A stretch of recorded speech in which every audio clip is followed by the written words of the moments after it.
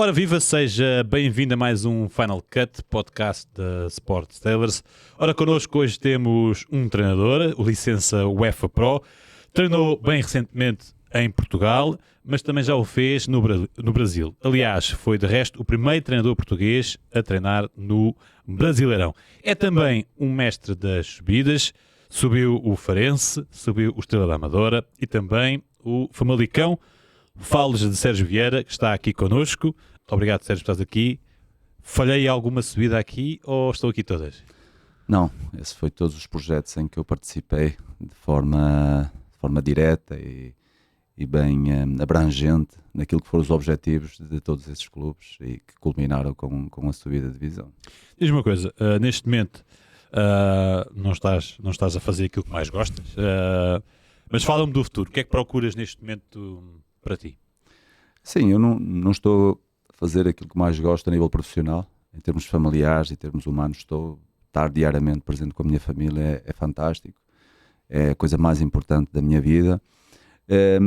Mas em termos profissionais, eu estou-me a preparar para o próximo passo, para que o próximo passo seja um passo assertivo, o próximo passo seja um passo de sucesso, seja onde for, com quem for, seja um passo que eu sinta que tudo que está em cima da mesa de objetivos sejam alcançados. E neste momento é isso, é assistir a jogos em Portugal, das diferentes ligas, é assistir jogos no estrangeiro, é preparar-me a nível das diferentes competências que um treinador, enquanto líder e enquanto homem, tem que ter. E é isso que eu faço diariamente para ir-me aperfeiçoando.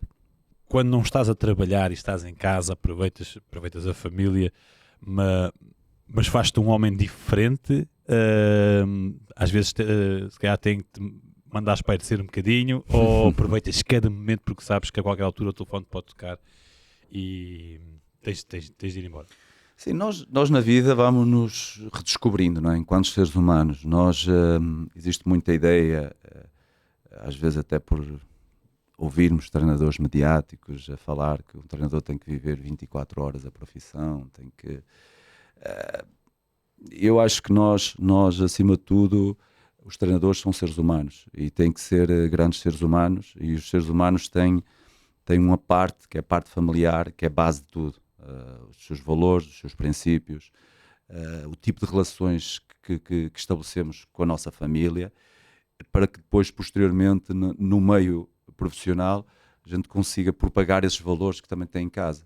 Não com a mesma intensidade com as pessoas que amamos de casa, que é normal, ou do mesmo sangue, mas na profissão tem que ser com valores, com princípios muito parecidos, porque passamos muito tempo com essas pessoas no futebol, sejam jogadores, sejam staff, seja equipa técnica, seja direção, seja quem for, que convive connosco diariamente. Nós temos que ter formas de estar, ter valores, ter princípios que sejam muito idênticos àquilo que nós somos enquanto homens na nossa relação fora da profissão. E naturalmente aquilo que acontece quando eu não estou a trabalhar em casa não é muito diferente daquilo que acontece na profissão, embora nessa redescoberta constante. Porque tu não paras. Exatamente, mas nessa redescoberta constante eu tento cada vez mais, quando estou em casa, como é este momento, esta fase da minha vida, poder dar atenção à minha filha, dar atenção aos meus pais, à minha esposa, aos meus sogros, aos meus irmãos, aos meus amigos, a pessoas que realmente, quando vem a parte da profissão, talvez a minha mente esteja muito mais ocupada com processos, com pensamentos relacionados com a profissão e não tanto com a vida nas outras relações. Mas é algo que eu tento, e acho que nós devemos, enquanto seres humanos, independentemente da profissão, devemos tentar exercitar ao longo da vida, porque a profissão é simplesmente a profissão, e a profissão é algo que foi criado pelos seres humanos há muitas e muitas décadas, talvez há séculos, para nós ocuparmos o nosso tempo para adquirir algo que nos ajude a viver. e nisto numa visão mais simplista das profissões.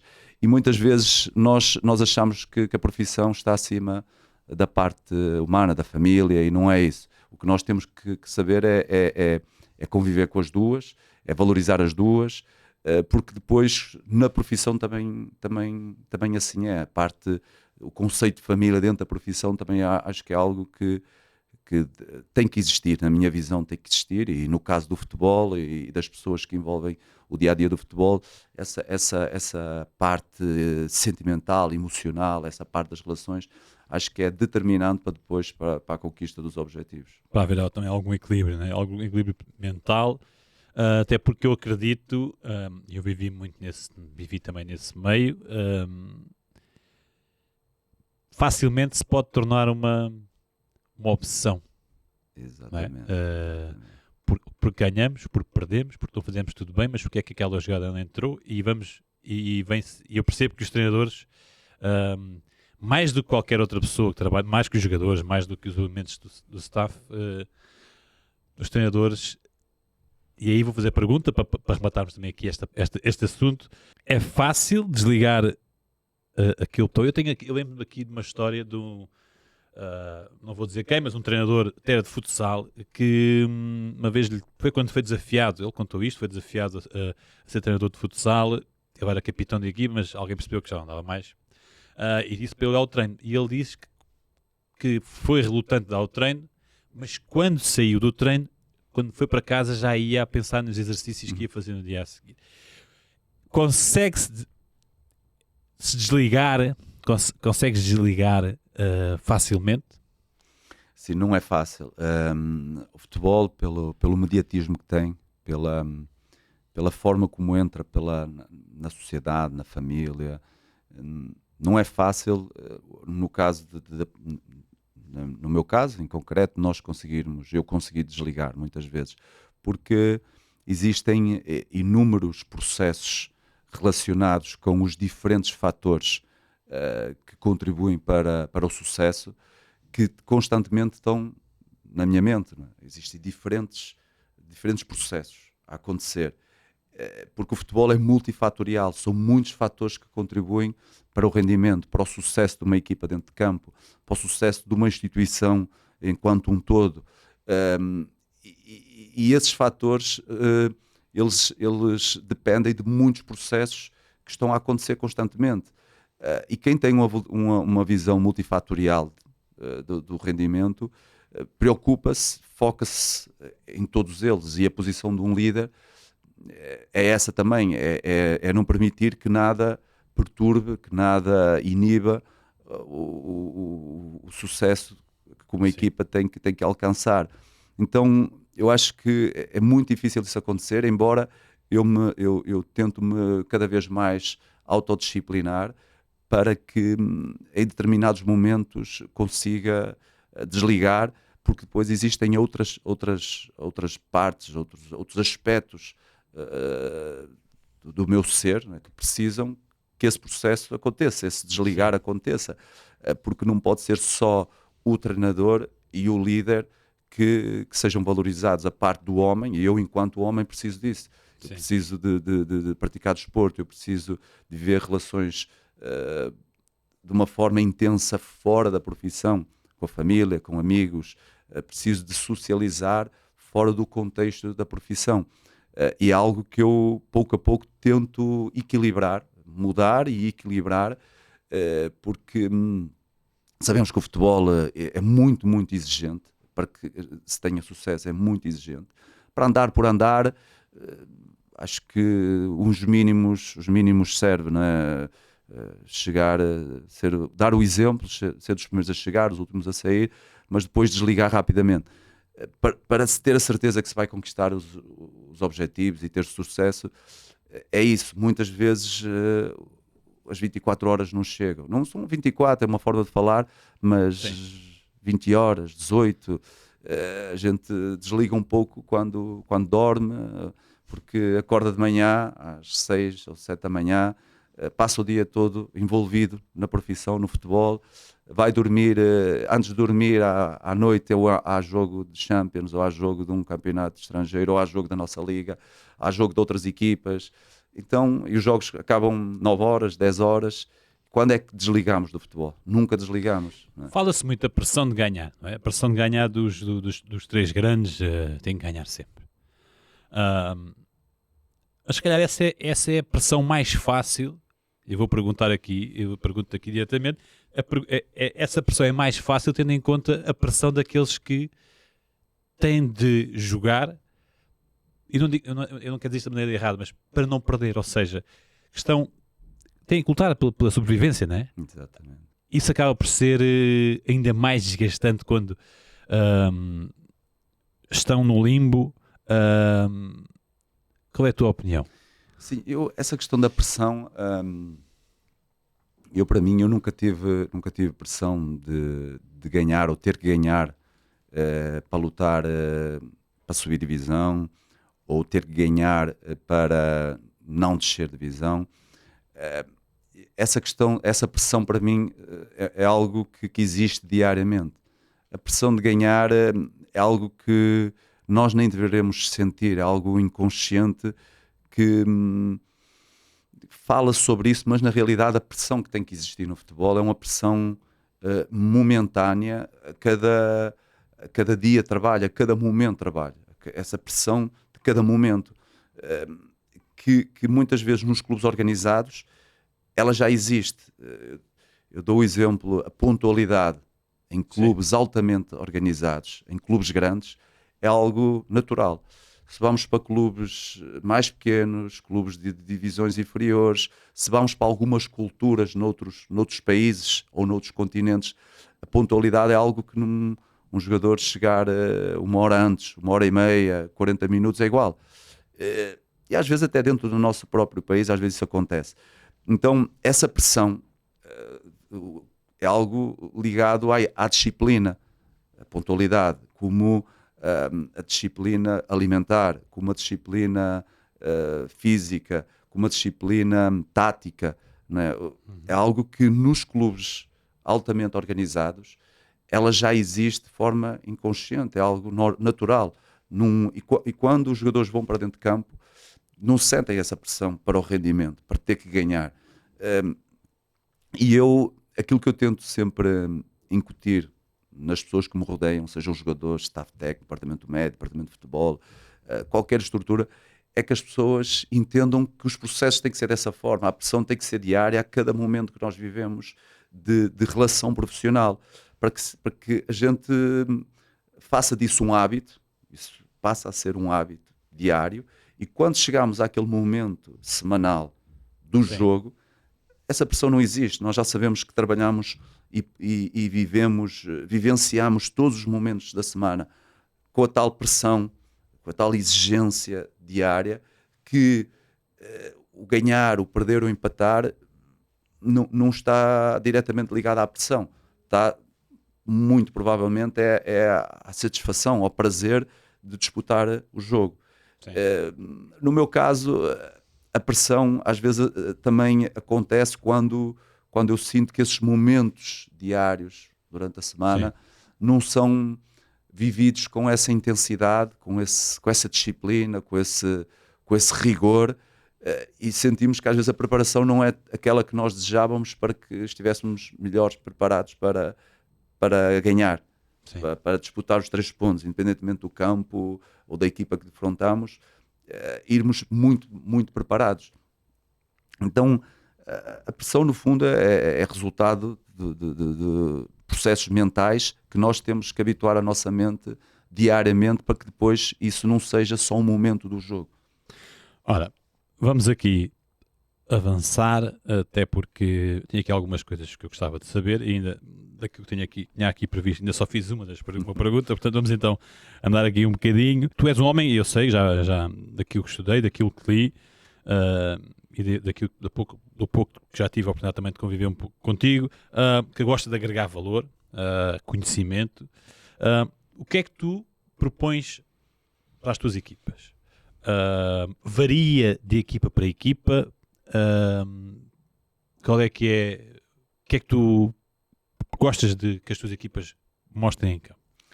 Sim, acima de tudo, que as minhas equipas sejam equipas que alcancem aquilo que é proposto institucionalmente e socialmente. Felizmente ou infelizmente, depende da perspectiva, aquilo que é proposto em todas as instituições a nível interno, ou social, ou externo, hum, é vitória, é ganhar. Seja qual for a equipa, em qualquer país e qualquer divisão, o que todas querem é ganhar. Só que muitas vezes o ganhar pode ser alcançado de diferentes formas. Aquilo que eu proponho sempre é um equilíbrio entre aquilo que são os valores máximos, os valores metodológicos, os valores humanos, físicos, técnicos, táticos, e aquilo que é a realidade, que é possível. Um equilíbrio, sabendo que quando esse equilíbrio não é possível, o valor da honestidade, da humildade, da lealdade para com os outros é muito importante. E aquilo que eu sempre fiz foi olhar aos objetivos dos clubes.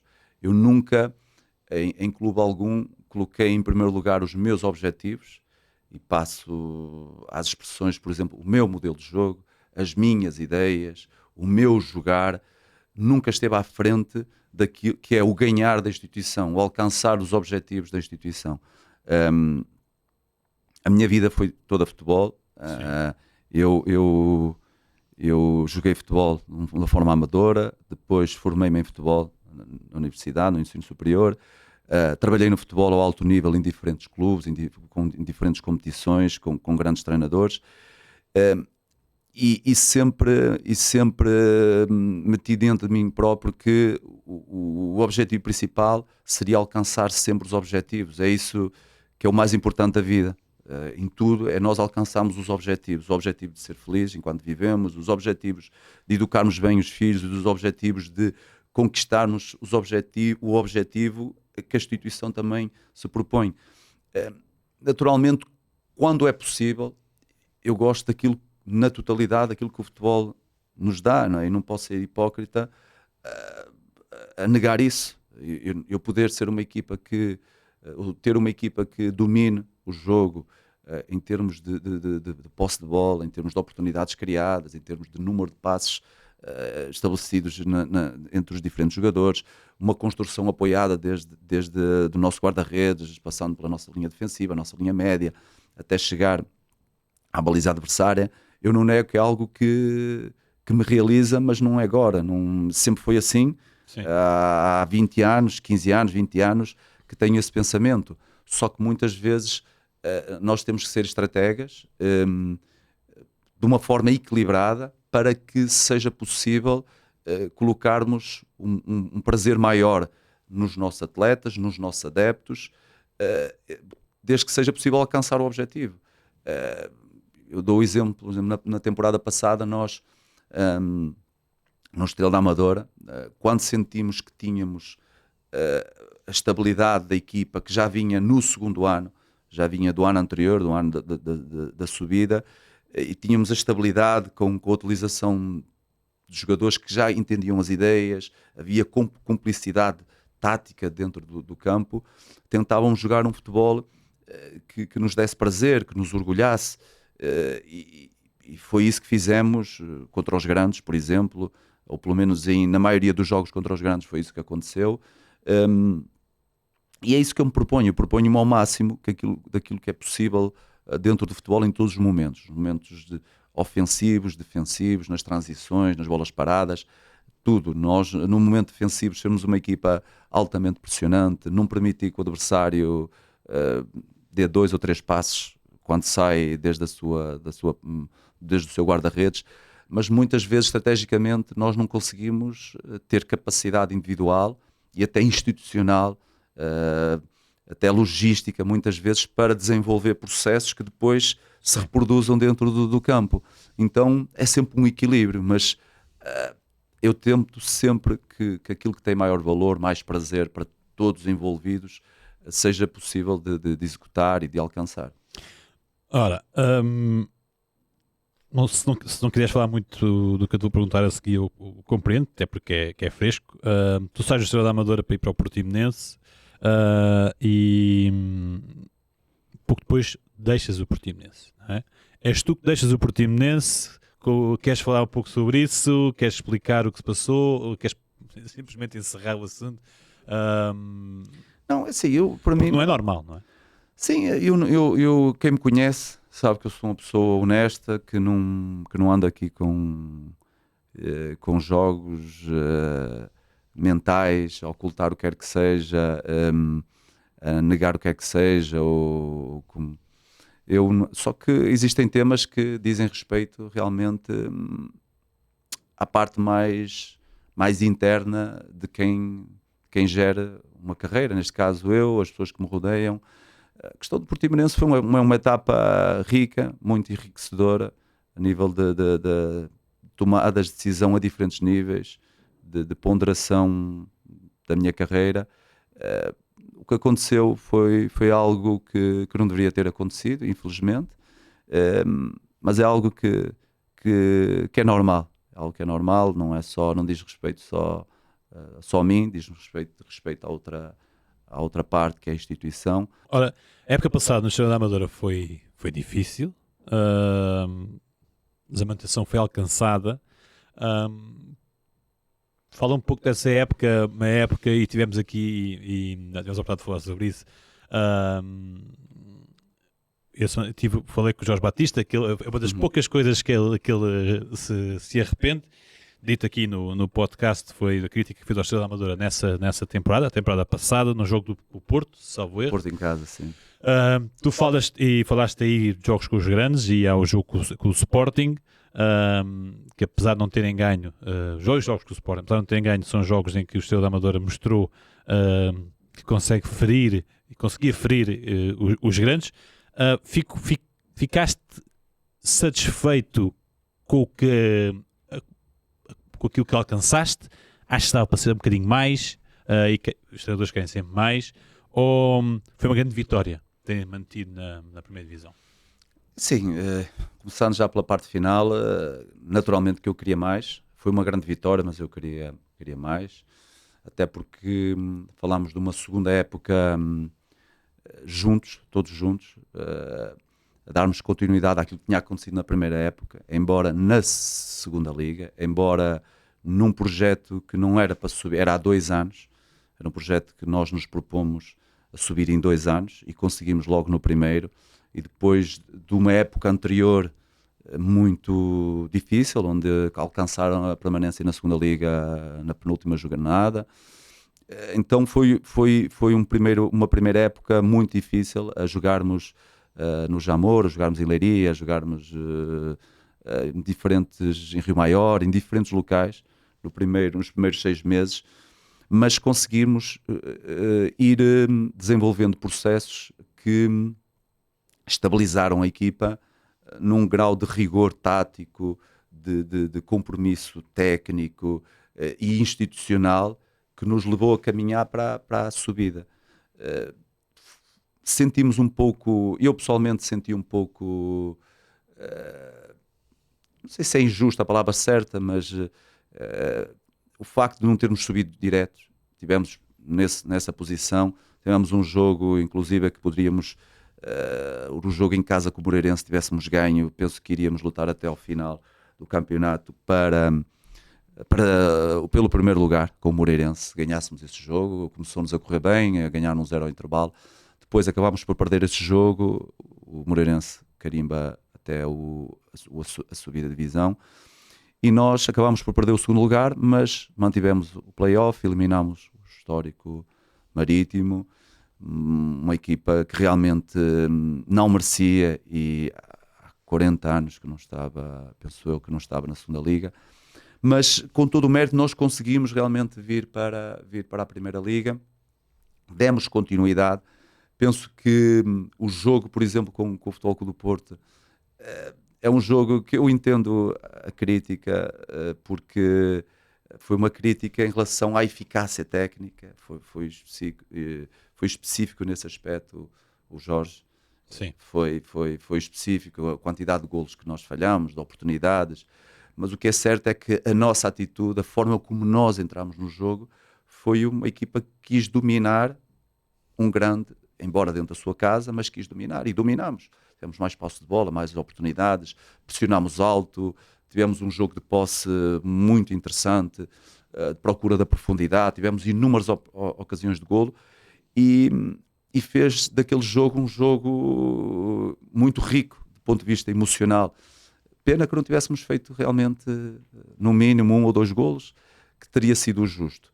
Mas ainda bem que o Jorge tocou nesse tema, porque eu entendo perfeitamente. O Estrela era uma equipa que vinha da segunda Liga, pouco conhecida, a forma como jogava ou não jogava, e depois chega aquele jogo, poderia ter ganho o jogo, e a crítica foi para a parte técnica, mas acho que o que deveria prevalecer é a nossa ousadia, o nosso rigor tático, a parte coletiva, embora lá está, jogando bem, sendo uma equipa alegre, uma equipa que proporciona, naquele jogo, proporcionámos espetáculo, mas não ganhámos, não fomos eficazes. Então levámos com a crítica na mesma.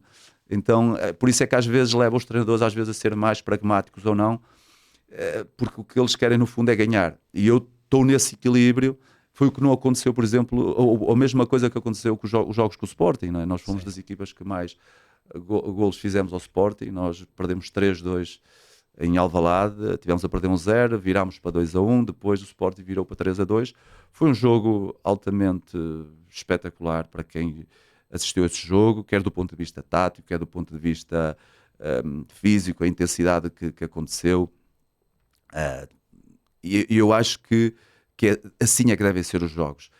Na Amadora foi exatamente a mesma coisa, nós começámos a ganhar 1-0, depois o Sport virou para 2-1, e nos 2 jogos a gente acabou por fazer 3 golos ao campeão nacional, acho que com todo o mérito. Perdemos os 2 jogos com o mérito do Sporting, e temos que respeitar isso, mas a época do Estrela acabou por ser positivo, porque alcançámos os objetivos, e não foi mais porque infelizmente a parte do crescimento institucional, da parte logística diária de trabalho, algo que nos condiciona muito, que condiciona também outras equipas que certamente sofrem um pouco destes problemas, porque depois aparecem as lesões, aparecem os problemas que tiram a estabilidade ao rendimento, à execução dos processos dentro de campo.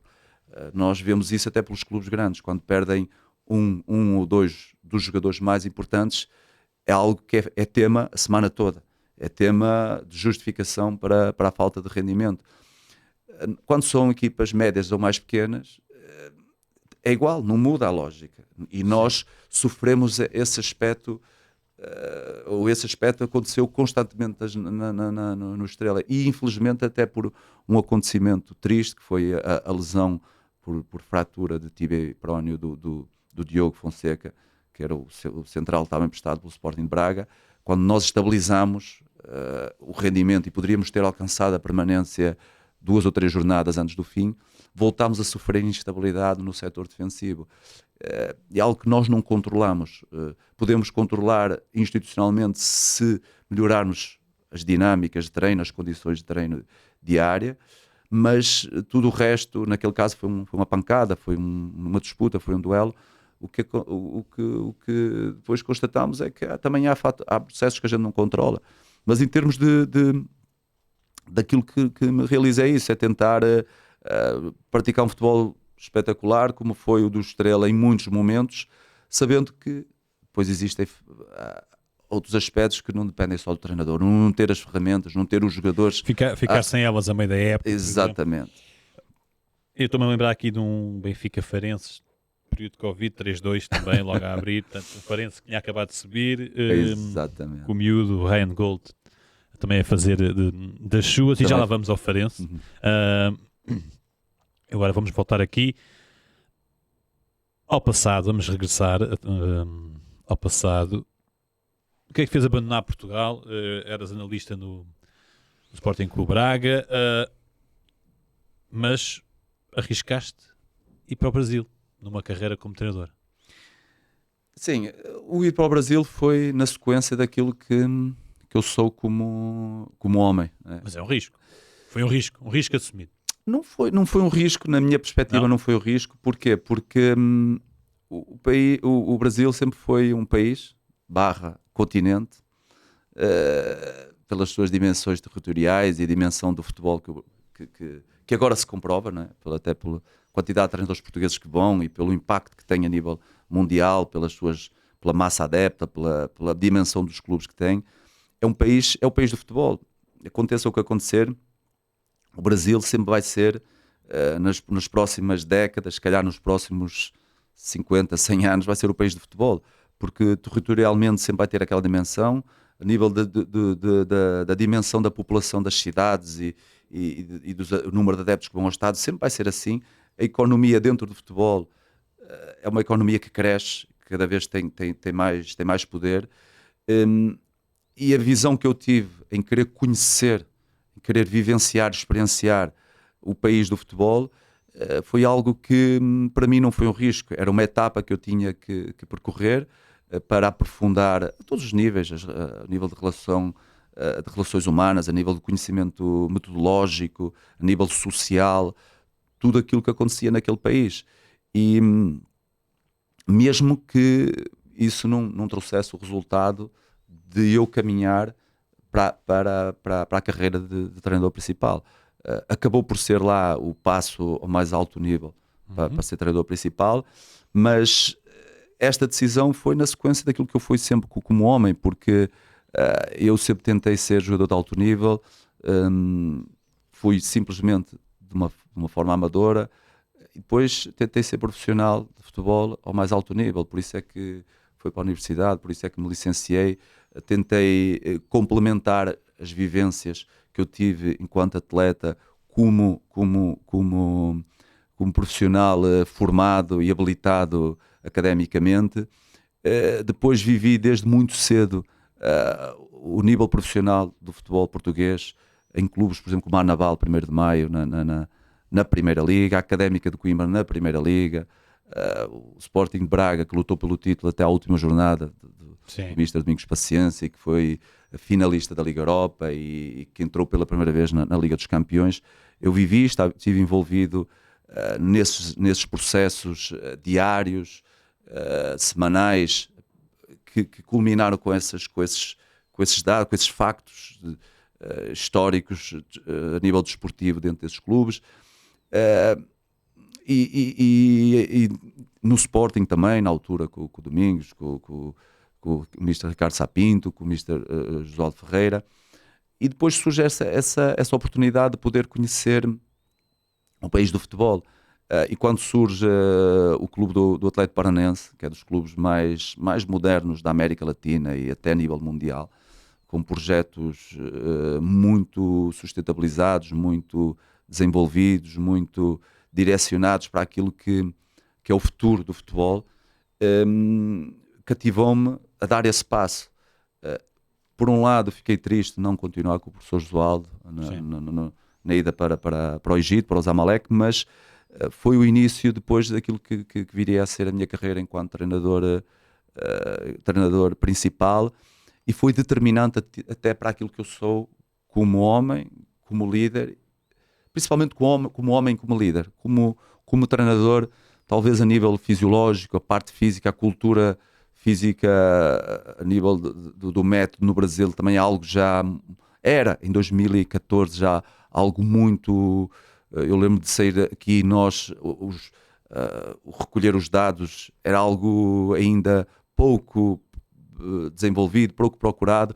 Quando chega ao Atlético Paranaense em 2014 já havia as diferentes equipas do clube a treinarem com o GPS, a treinarem com o cardiofrequencímetro, e penso que 2 anos depois, em Portugal, acabou por ser pegar moda e ser método até para o processo, para a ponderação e para a preparação do treino. Então, essa parte física foi algo que me completou na minha visão como treinador. Como homem, como líder, aquilo que eu vivi no Brasil foi determinante para a base que vai estando em desenvolvimento até aos dias de hoje. A verdade é que até recebeste um elogio do Lula. Fala-me lá um pouco desse... Sim, Uma vitória da Ferroviária, né? No Paulista? no Campeonato Paulista. Campeonato Paulista, em casa do Palmeiras. Casa do Palmeiras, isso foi em 2016. Minhas vivências no Brasil foram, ao longo de 2, 3 anos, foram muito intensas, porque eu comecei no Atlético Paranaense, estive lá uma temporada, cerca de uma temporada, onde treinei o Sub-23, a equipa satélite na Série C, que era o Guaratinguetá, com os atletas Sub-20 do Atlético Paranense. Treinei a equipa principal no Campeonato Brasileiro em 2015.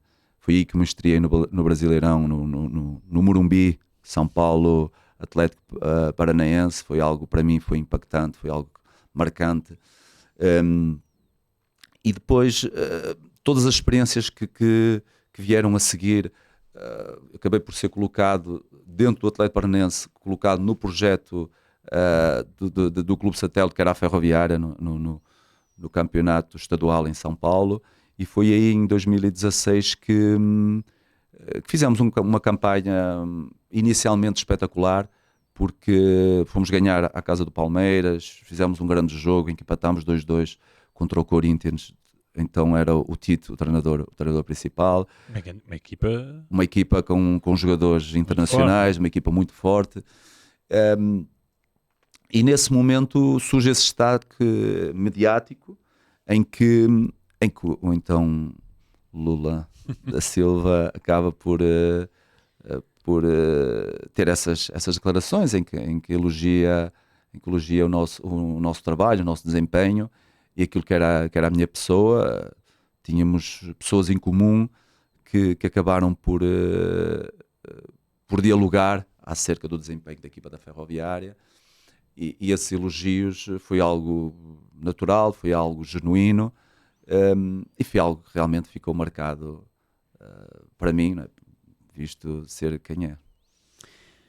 Qual foi a coisa mais estranha que te aconteceu no Brasil? Mais insólita?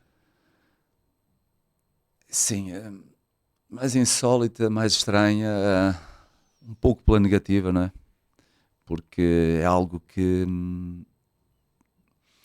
eu comparo até agora. Vivi uma situação recentemente por causa dos incêndios que deflagraram ali na região de Aveiro, que foi o facto de eu utilizar o GPS, o Waze, nas deslocações, né? E em São Paulo eu nunca tinha experienciado isso, né? Infelizmente existem zonas problemáticas, favelas, em que realmente é extremamente perigoso nós cometermos um equívoco, um erro, numa rua, porque podemos mesmo perder a vida, né? Podemos morrer, e é algo perfeitamente normal. Estamos no sítio errado, somos baleados, o carro é baleado e o facto é que não deveríamos estar ali, ponto final.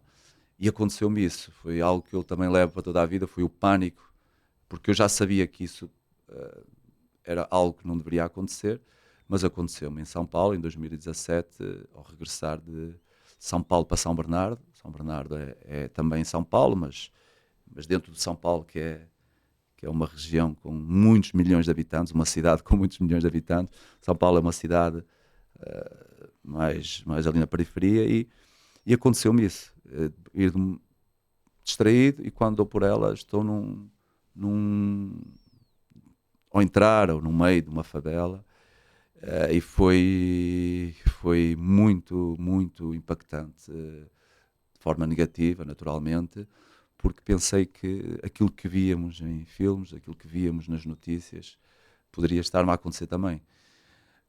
Felizmente eu consegui logo cortar, nem olhei para o GPS, entrei no primeiro corte à direita ou à esquerda, consegui voltar, acho que vinha em sentido contrário, e quando saí daquela região, daquele bairro,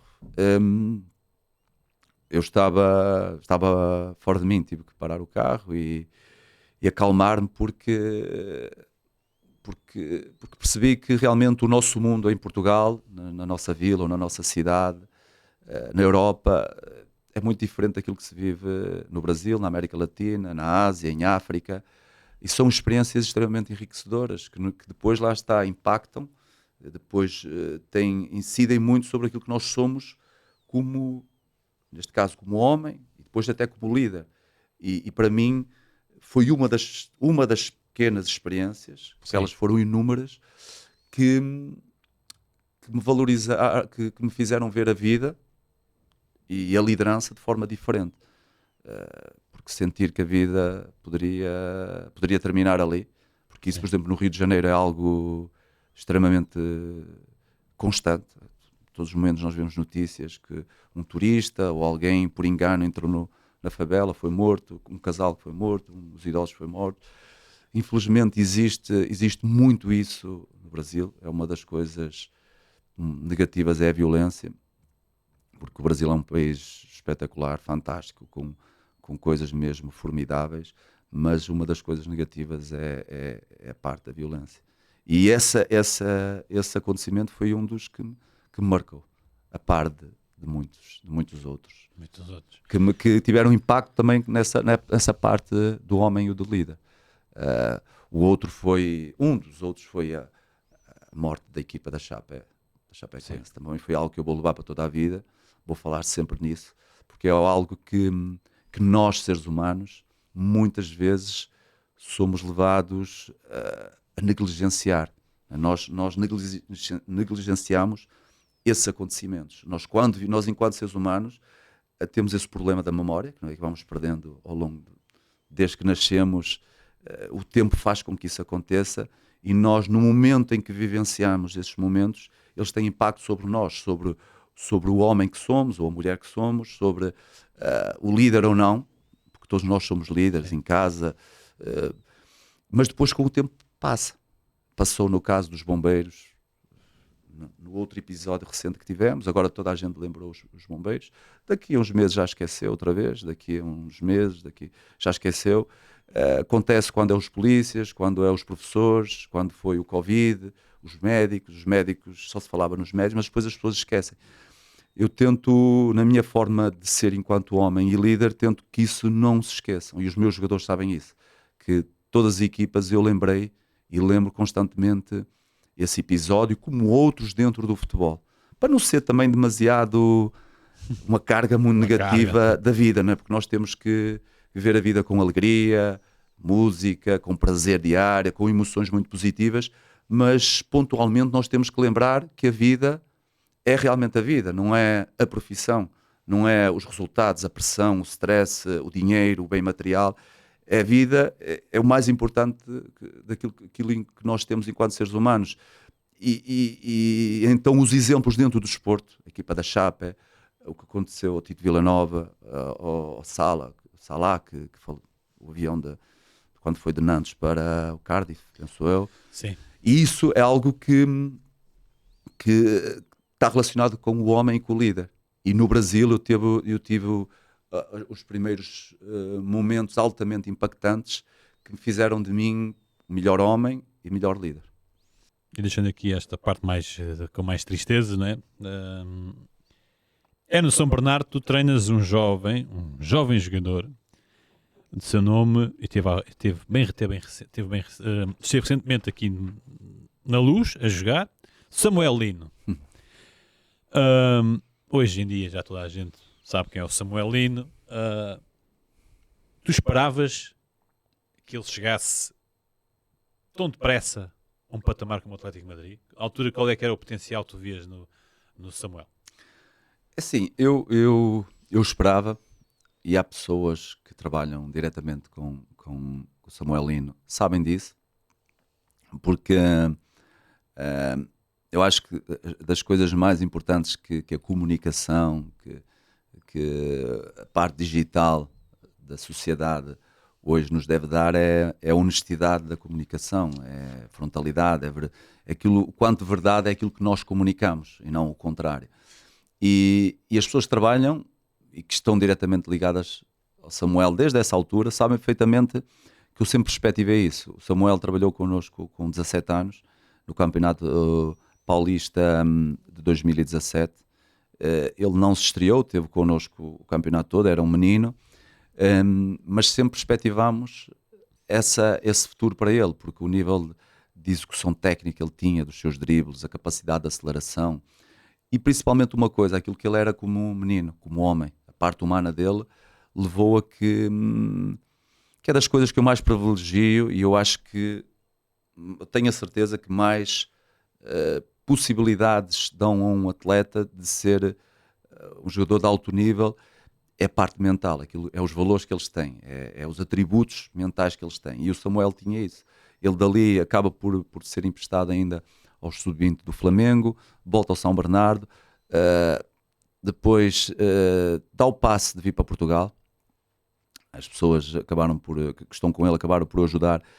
Inicialmente era para ser integrado no sub-23 do Gil Vicente, da equipa do Vítor Oliveira. Nesse ano, aquilo que eu me lembro, não foi criada a equipa do Sub-23. O Mr. Vítor Oliveira, que Deus o tenha a descansar e a olhar por todos nós, acaba por o integrar, por o ajudar, por o desenvolver na equipa principal. Não era para fazer parte, mas acabou por ficar, porque naquele ano o Gil não criou a equipa de Sub-23.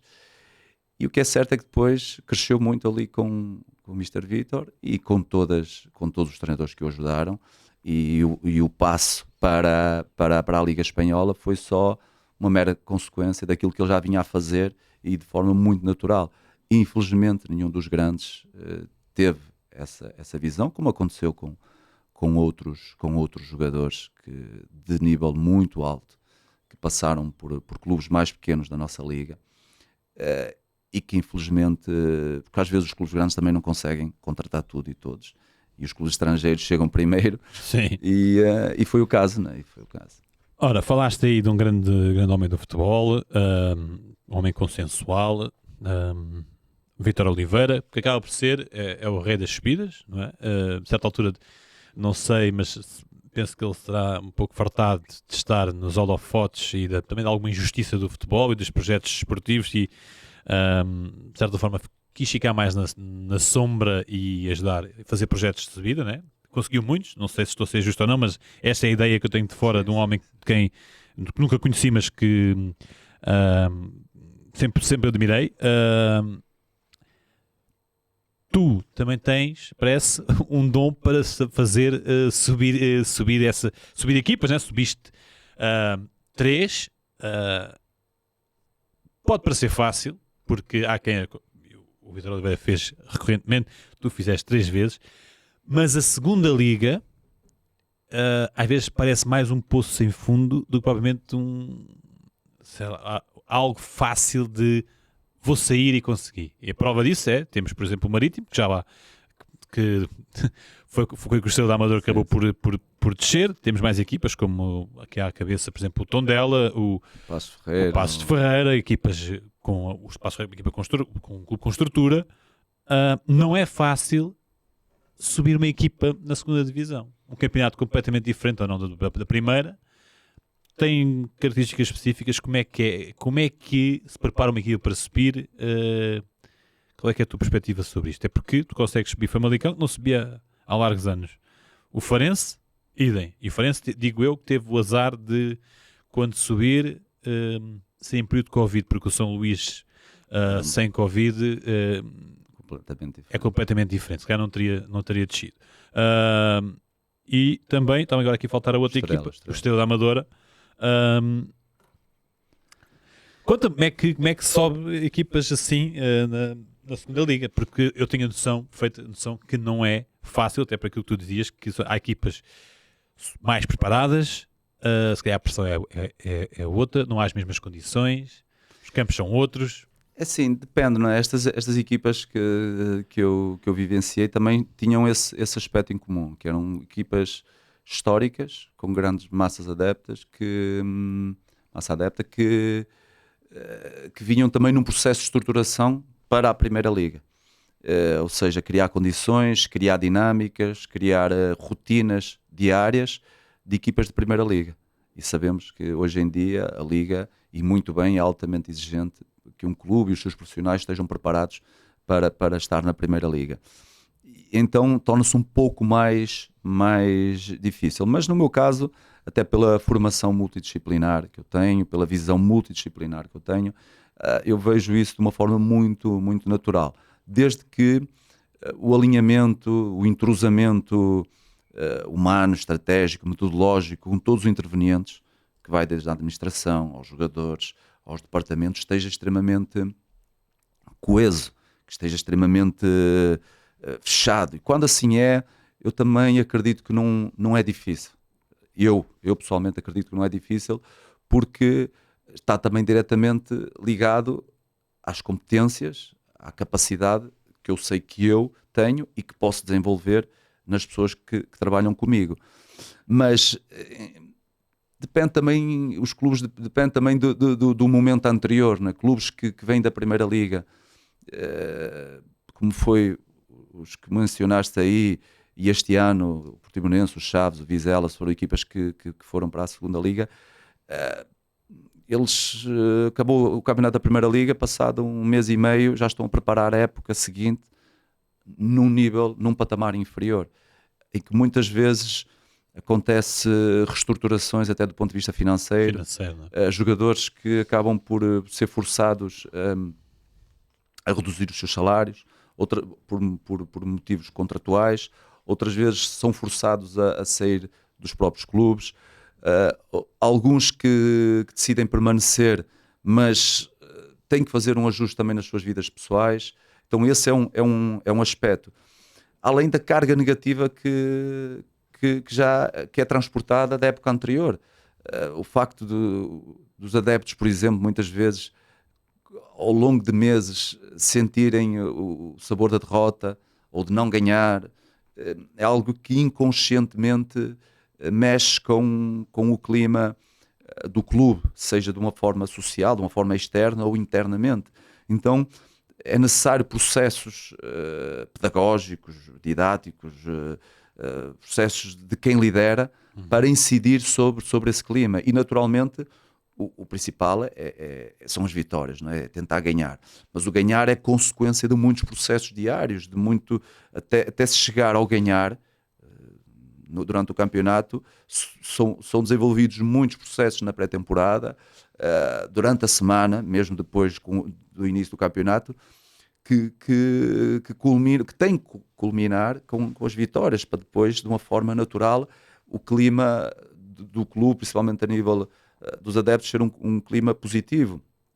Então são essas particularidades que existem no futebol, depois no futebol da Segunda Liga, depois Sim. Também às vezes as condições em que se disputam os próprios jogos, cada vez está melhor. A Liga exige bons relevados também na segunda, existe o VAR na segunda Liga, mas ainda existem algumas diferenças, pequenas diferenças, mas elas existem. Então essas particularidades também é preciso conhecê-las.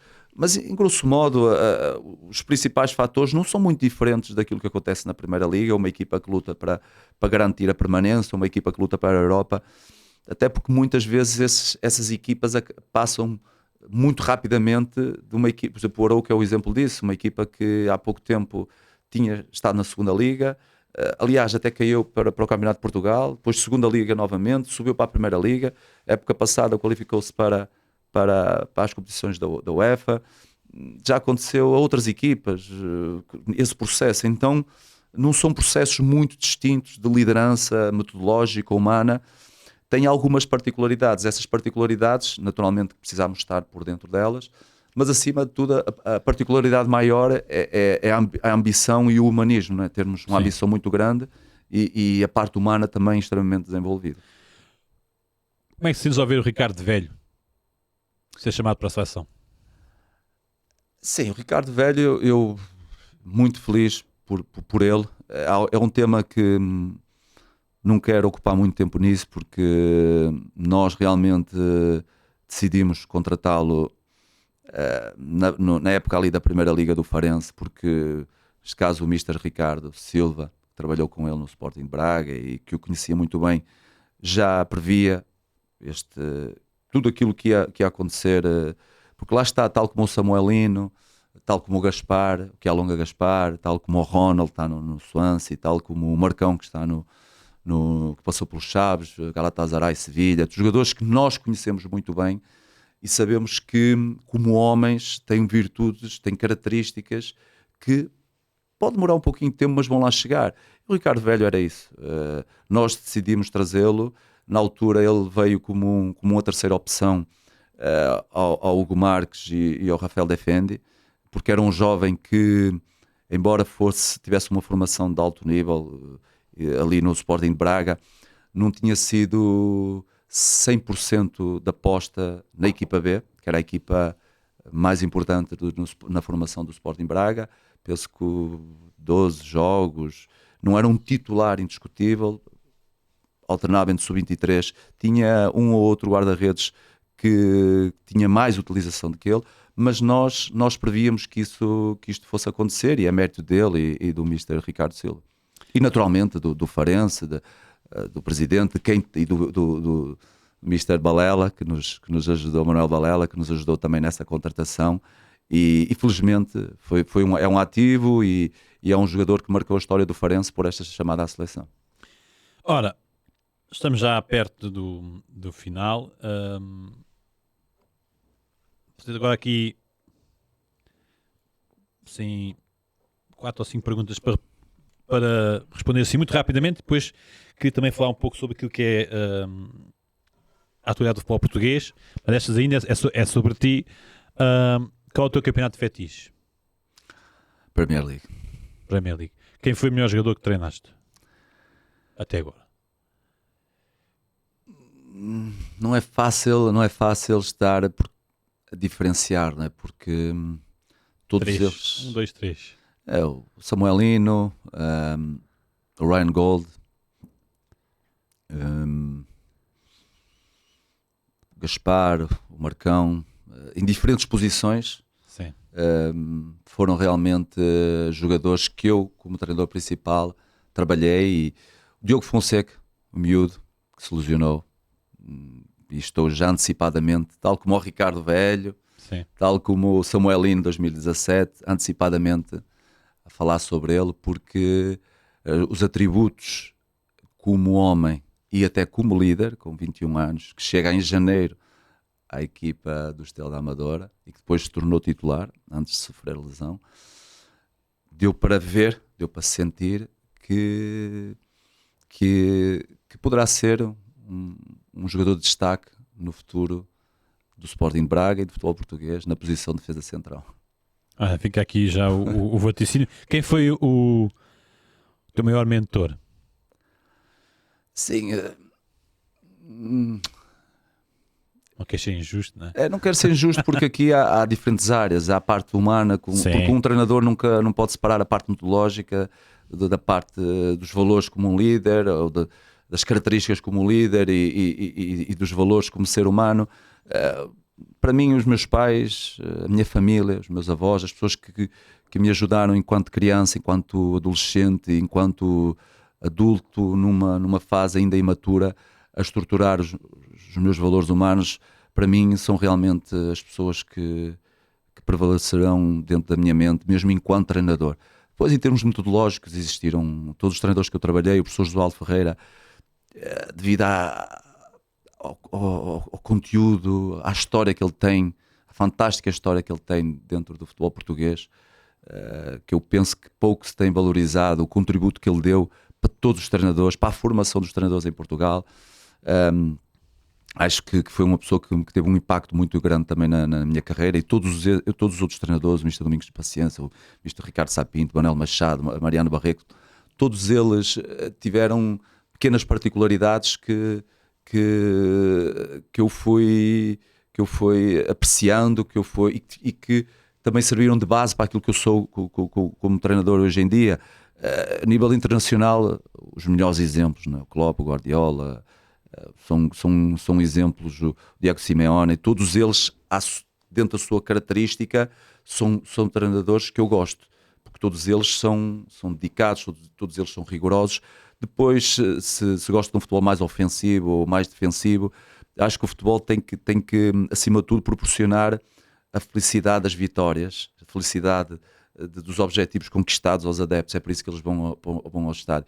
Se uma equipa jogar mais como joga as equipas do Diego Simeone, mas ganharem jogos e forem campeões, os adeptos vão gostar. Se for como o Guardiola ganha jogos e conquista os objetivos, os adeptos também vão gostar. Depois vai gostar mais de um do que outro. Pois. Mas o mais importante é que realmente se conquiste os objetivos e as vitórias, que isso é que proporciona emoções positivas às pessoas. Ora, tu tens tido agora, com certeza, mais um bocadinho mais de tempo para acompanhar a nossa liga no seu inteiro, né? Naquilo que são os jogos. Quem são os jogadores que mais gostas de ver jogar na Liga Portuguesa neste momento? Sim, não é fácil, né? Porque há jogadores que realmente têm um impacto. Os jogadores do Sporting, neste momento, são aqueles que nós gostamos mais de ver jogar. Acho que quem gosta de futebol, independentemente, até porque isso nunca pode existir, a parte clubística, não? Acho que estamos a avaliar futebol e mérito do Sporting enquanto instituição que estabilizou o comando técnico durante várias temporadas, mérito do comando técnico e do Ruben, que realmente tem essa competência para organizar e para fazer jogar a equipa daquela forma. Depois mérito de todos os jogadores, os que permanecem, tem ali alguns jogadores que permanecem há algumas épocas e que permitem dar estabilidade nas ideias, na rotina, na liderança, nas rotinas, na liderança, mas o Pedro Gonçalves é um trincão também, penso que está, e o Jóqueres são três jogadores de grande destaque, se tem falado, mas que dá prazer, toda a linha linha defensiva, os centrais, a forma como eles constroem, o grau de risco que colocam na primeira fase de construção, por exemplo, são realmente exemplos de jogadores que nós gostamos de ver e sentimos que proporcionam prazer aos adeptos de futebol, independentemente do clube em que eles estão, sem dúvida alguma. Ora, o Benfica, percebe-se aqui já o elogio indireto às qualidades do futebol da equipa treinada por Ruben Amorim. Consideras que neste momento vai à frente? Quais são as perspectivas que tens para o Benfica de Bruno Lage e para o Vítor Bruno? São dois projetos diferentes, com circunstâncias diferentes, mas dois treinadores que têm desafios similares, que é manter, lutar por ser campeões. O Futebol Clube do Porto, se calhar, ninguém está a apostar neste ano porque baixou-se um pouco as expectativas, mas o Porto joga sempre para ser campeão. Qual é a tua perspectiva daquilo que pode ser o Benfica de Bruno Lage? E já é, um pouco, né? Não sei, se calhar as expectativas subiram agora muito por causa da vitória diante do Atlético de Madrid, e as do Futebol Clube do Porto. Tivemos aqui há pouco tempo o António Tadeia, que dizia que já se via um futebol de autor, mas que ainda nem que fosse em cima talvez era de um trapézio, ou seja, a correr riscos. E a verdade é que o Futebol Clube do Porto na Liga está a fazer um percurso, só perdeu com o Sporting, mas lá fora já teve um outro sabor, nomeadamente com o Bodo. Muito rapidamente, qual é que é a tua leitura ou avaliação daquilo que pode ser o Benfica do Bruno Lage e o Futebol Clube do Porto de Vítor Bruno daqui para a frente? Eu acredito que são duas equipas que estão a crescer muito, até porque os dois treinadores não são estranhos, pelo contrário, são treinadores que conhecem muito bem a casa onde estão, e até com processos de forma direta ou de forma indireta, são processos em que eles estavam diretamente ligados, o caso do Vítor Bruno e o caso do Bruno Lage, e são duas equipas a crescer muito, independentemente às vezes de alguma cobrança. Acho que o caso do Futebol Clube do Porto, perante todas as circunstâncias que passou, acho que está a caminhar para tentar lutar pelos seus objetivos, não quer dizer que os vá alcançar. E o Benfica realmente é uma equipa que estabilizou, porque o Bruno Lage também já nos tinha habituado a isso, à competência dos seus processos, embora na época seguinte ao êxito que teve, acabou por talvez não ser valorizado, não ser protegido, Só quem esteve envolvido no processo é que pode também afirmar de uma forma convicta. Nós que vemos de uma forma exterior, acho que os clubes têm que ter estabilidade e o Sporting teve essa estabilidade para depois chegar até aqui. No ano seguinte, penso eu, o Ruben, no segundo ou no terceiro ano, não ganhou, depois voltou a ganhar. E acho que essa continuidade que permite que os clubes depois sejam fortes a médio e longo prazo. E acho que é isso que os adeptos também têm que entender para bem do futebol português. Acho que o Benfica, o Porto fazem falta ao futebol português a lutar pelo título, tal como o Sporting aparentemente está muito forte. Nós precisamos do Benfica, do Porto, do Sporting de Braga, do Vitória de Guimarães, de diferentes equipas também muito fortes a competir por objetivos ambiciosos que depois se reflitam também nas prestações da UEFA. Eu acho que só dessa forma é que nós fortalecemos o futebol português, e acredito que o Benfica e o Porto estão a caminhar para esse momento de estabilização, para que não sejam destabilizarem neste rendimento, porque não seja uma dúvida, não é? Porque neste momento temos a convicção de que o Benfica está a jogar um futebol muito bom, está organizado, está confiante, os jogadores estão nas posições certas, é um futebol muito que se complementa como um todo. O Futebol Clube do Porto começou bem a temporada ao ganhar a Supertaça, depois num ou noutro jogo causou essas dúvidas, e é aí que a cobrança é aí que na minha opinião, para bem das instituições, é aí que não pode acontecer o processo contrário, que é o momento de destabilização. E todos os clubes, independentemente de grandes ou pequenos, precisam desse tempo para estabilizarem. Até porque acho que já a curtíssimo prazo podemos ter a prova disso, porque nem o Vítor Bruno, nem o Bruno Lage são estranhos dentro das respectivas casas, são dentro dos respectivos clubes, são pessoas que conhecem os jogadores, são pessoas que estão identificadas com o nosso país, com o nosso campeonato, e acredito que a curto prazo que vamos ter uma luta muito, muito renhida pelos títulos em Portugal. Ora, já passámos bem para lá da hora. Uma última pergunta, e eu peço-te uma resposta, não digo sintética, mas também uma resposta muito breve. O Ryan Gold foi subaproveitado em Portugal e tinha lugar num grande em Portugal? Sem dúvida alguma.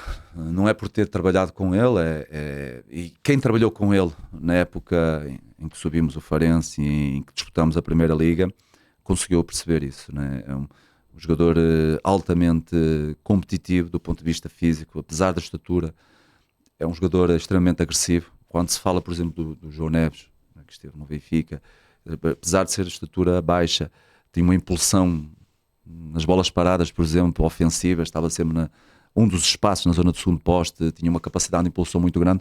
Ryan Gold é dentro desse perfil, é um jogador que cresceu muito muscularmente nos 2 anos que esteve connosco. Taticamente, porque como homem também é aquele perfil que tem atributos muito, muito, muito positivos para depois para a parte do jogador, e taticamente um jogador muito culto. Tecnicamente, um jogador capaz de decidir com um passe curto, com um passe longo, com capacidade de finalizar e com uma intensidade muito grande no seu jogo. Na minha opinião, e acredito que não é só na minha, é dos próprios colegas que vivenciaram essa temporada com ele e das pessoas que nos rodeavam, foi um jogador que teria lugar claramente no 11 titular de qualquer um dos grandes em Portugal. Sérgio, muito obrigado. Desejo-te o maior sucesso nas etapas que aí vem no teu futuro como treinador. Chegou ao fim a nossa conversa. Ora, já sabe, se gostou é clicar aí no like, partilhar e também deixar o seu comentário. Nós voltamos noutra oportunidade com mais um convidado de muito valor. Até à próxima.